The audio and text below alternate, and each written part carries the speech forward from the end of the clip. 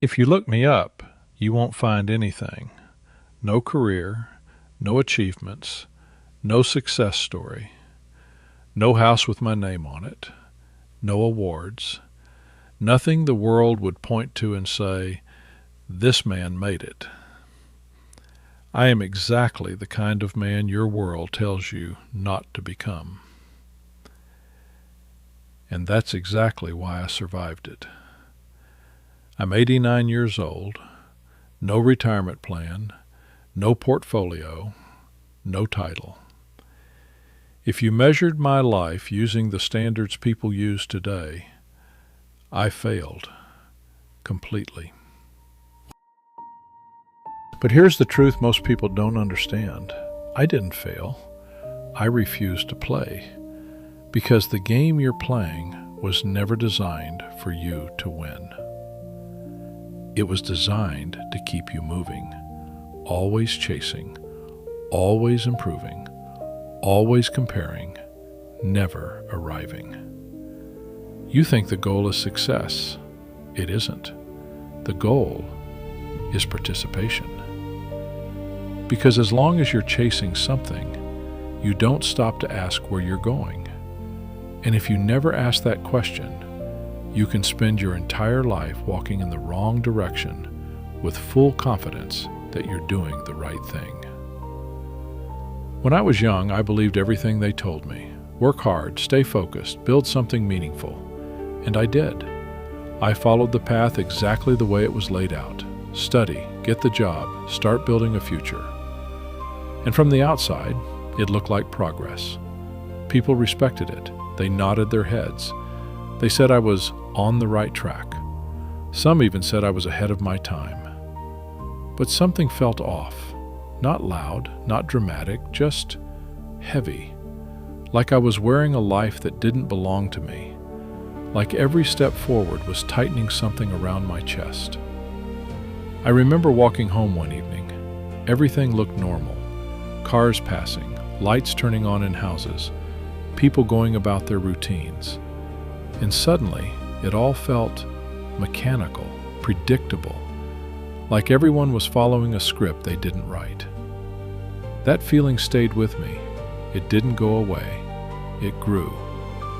So I started paying attention, not to what people said, but to how they lived. The ones ahead of me, the successful ones, they weren't free.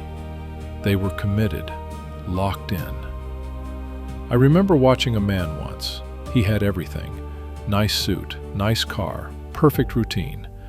From the outside, he looked like he had control. But every morning, he walked into that building with the same expression. Not anger, not sadness, just resignation. That quiet acceptance that this is what his life was now. And there was no turning back. That stayed with me because I realized something uncomfortable. You can look successful and still have no control over your life. They had houses they couldn't leave, jobs they couldn't walk away from, reputations they had to protect. Every decision they made was tied to something they were afraid to lose, a payment, a position, an image. And the more they gained, the more they had to protect. The more they protected, the more careful they became. And the more careful they became, the less free they were. That's when it hit me, not all at once, but slowly, clearly. Success wasn't freedom. It was weight. The more they built, the more they had to carry. The more they owned, the more they had to maintain. The more they maintained, the more their life revolved around it. I remember sitting alone one day, thinking about the next 30 years. Same routine, same pressure, same expectations, same conversations, same deadlines, same slow erosion of time. And I had a thought that scared me more than anything else. What if this never stops? Not fear of failure, not fear of being broke. Fear of waking up one day and realizing I had lived someone else's life. So I did something that made no sense to anyone. I stopped. I stepped off the path. No plan, no backup, no explanation that made people comfortable. People didn't understand.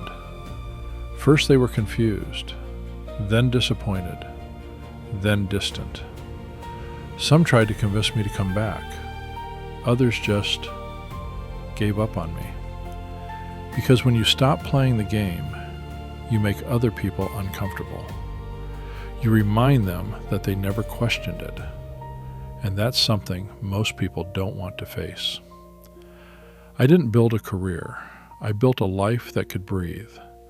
I worked simple jobs, washing dishes, fixing things, doing whatever allowed me to stay independent. Nothing impressive, nothing that made people proud. But I could leave. That was the difference. If something didn't feel right, I walked away. If I needed rest, I took it. If I wanted to sit still and do nothing, I could.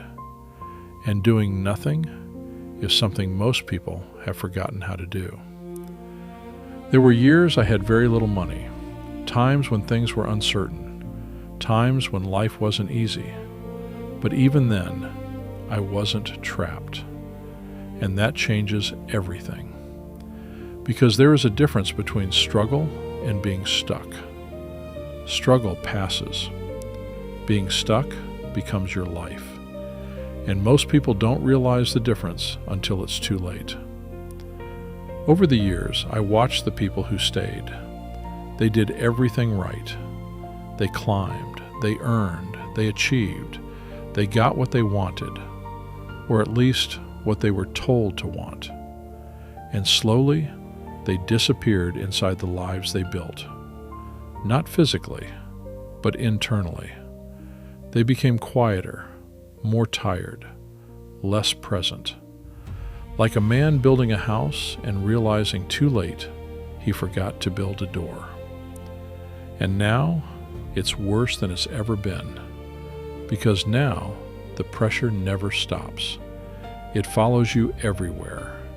In your phone, in your pocket, in your mind. You wake up, and before your feet touch the ground, you're already behind. Someone is doing more than you, earning more than you, living better than you. At least, that's what it looks like. So you run faster, work harder, push further, not because you want to, but because you're afraid to stop.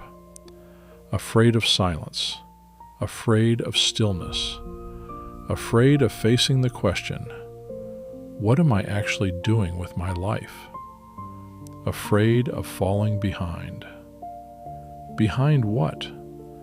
A finish line that keeps moving? Let me tell you something clearly. The system doesn't break when you fail. It breaks when you stop caring.